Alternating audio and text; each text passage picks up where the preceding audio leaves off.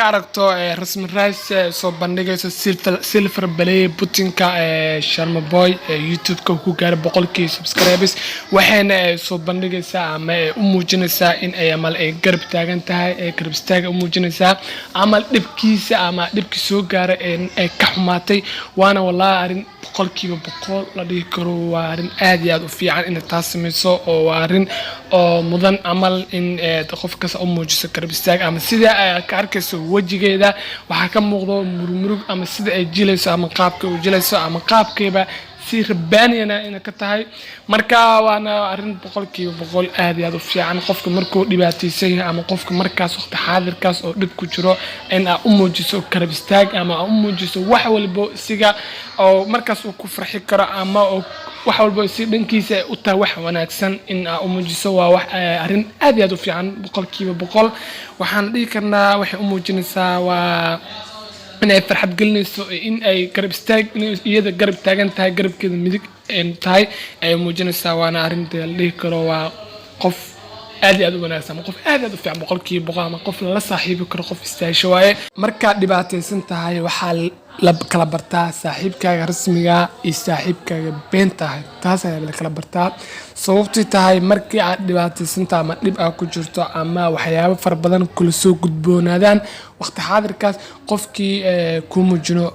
muujiyo inuu ku garab taagan yahay ama ku muujiyo inuu ku garab istaago ku muujiyo waa qofka kaliya oo saaxiibka rasmiga ah waaye laakiin qofkii markii aad adigoo dhibaataysan ama waqti xaadirkaas adoo dhib ku jiro in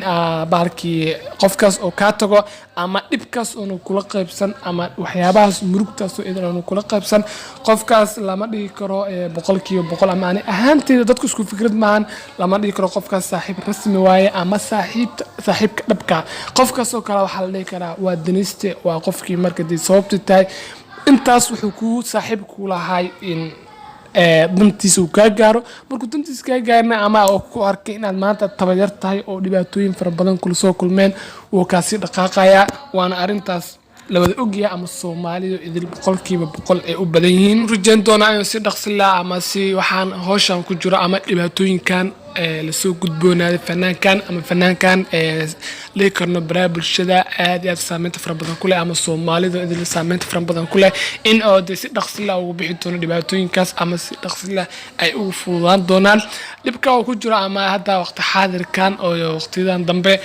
wax fudud maahan oo qof bilaadan qof nool gacanta sababtay waa wax aad iyo aad wax fudud maahan waa wax intaas san qaadan karto ama intaas bulooyin qaadan karto in